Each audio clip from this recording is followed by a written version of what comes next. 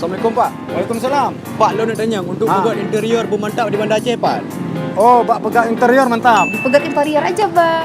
Assalamualaikum. Waalaikumsalam. Bang, lo numpang tanya untuk pegat interior di Bandar Aceh, Pak yang beres. Oh, bak pegat interior mantap bang. Oh, Pak pegat interior. Okey, terima kasih, Bang.